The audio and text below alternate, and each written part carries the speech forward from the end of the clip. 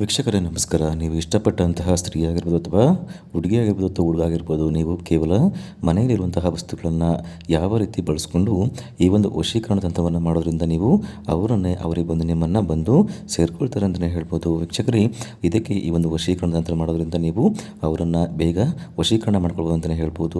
ಹಾಗಾದರೆ ಈ ಒಂದು ತಂತ್ರವನ್ನು ಮಾಡೋದಕ್ಕೆ ಏನೆಲ್ಲ ಬೇಕು ಅಂತ ತಿಳಿಸ್ಕೊಡ್ತೀವಿ ಬನ್ನಿ. ಅದಕ್ಕೂ ಮುನ್ನ ನಿಮ್ಮ ಜೀವನದ ಯಾವುದೇ ಸಮಸ್ಯೆಗಳಿದ್ರೂ ಕೂಡ ಸ್ಕ್ರೀನ್ ಮೇಲೆ ಕಾಣುವಂತಹ ಗುರೂಜಿ ನಂಬರ್ಗೆ ಕರೆ ಮಾಡಿ ಕೆಲವೇ ದಿನಗಳಲ್ಲಿ ನಿಮ್ಮ ಸಮಸ್ಯೆಗಳನ್ನು ಬಗೆಹರಿಸ್ಕೊಡ್ತಾರೆ ಅಂತಲೇ ಹೇಳ್ಬೋದು.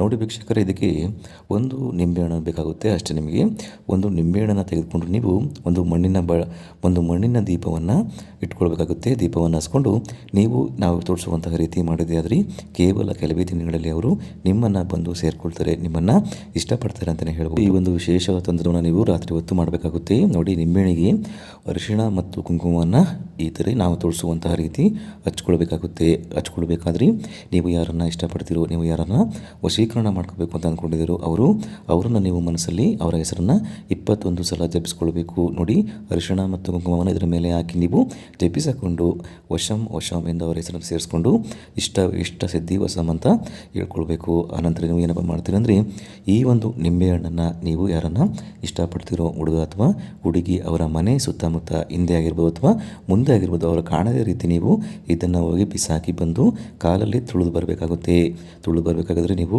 ಹಿಂದೆ ವಾಪಸ್ ಯಾವುದೇ ಕಾರಣಕ್ಕೂ ಕೂಡ ನೋಡಬಾರ್ದು. ಅಕಸ್ಮಾತ್ ನೋಡಿದ್ದೆ ಆದರೆ ಅವರು ನಿಮ್ಮ ವಶೀಕರಣ ಆಗೋದಿಲ್ಲ ಅಂತಲೇ ಹೇಳ್ಬೋದು. ಹಿಂದೆ ಬಿಸಾಕಿ ಬಂದು ನೀವು ಮನೆಯಲ್ಲಿ ಸ್ನಾನವನ್ನು ಮಾಡಿಕೊಂಡು ದೇವರಿಗೆ ದೀಪವನ್ನು ಹಚ್ತಾ ನಾವು ಮಾಡಿದಂತಹ ತಂತ್ರ ಪ್ರಯೋಗ ಆಗಲಿ ಅಂತ ನೀವು ದೇವರ ಹತ್ರ ಬೇಡ್ಕೊಳ್ಬೇಕಾದ್ರೆ ತುಂಬ ಶ್ರದ್ಧೆಯಿಂದ ಭಕ್ತಿಯಿಂದ ಬೇಡ್ಕೊಳ್ಬೇಕಾಗುತ್ತೆ. ಈ ಒಂದು ವಶೀಕರಣ ತಂತ್ರವನ್ನು ಮಾಡೋದ್ರಿಂದ ನೀವು ಇಷ್ಟಪಟ್ಟಂತಹ ವ್ಯಕ್ತಿ ಯಾರೇ ಆಗಿರಲಿ ಅಥವಾ ಹುಡುಗಿಯಾಗಿರಲಿ ಕೆಲವೇ ದಿನಗಳಲ್ಲಿ ಅವರು ನಿಮ್ಮ ಕೈವಶವಾಗ್ತಾರೆ ಅಂತಲೇ ಹೇಳ್ಬೋದು. ಈ ಒಂದು ತಂತ್ರ ನಿಮಗೇನಾದರೂ ಉಪಯೋಗ ಆಗಿಲ್ಲ ಅಂದರೆ ಏನಪ್ಪ ಮಾಡ್ತೀರಾ ಅಂದರೆ, ನೀವು ಸ್ಕ್ರೀನ್ ಮೇಲೆ ಕಾಣುವಂತಹ ಗುರೂಜಿ ನಂಬರ್ಗೆ ಕರೆ ಮಾಡಿ ಅವರು ನಿಮ್ಗೆ ಸಮಸ್ಯೆಗಳನ್ನು ಬಗೆಹರಿಸ್ಕೊಡ್ತಾರೆ.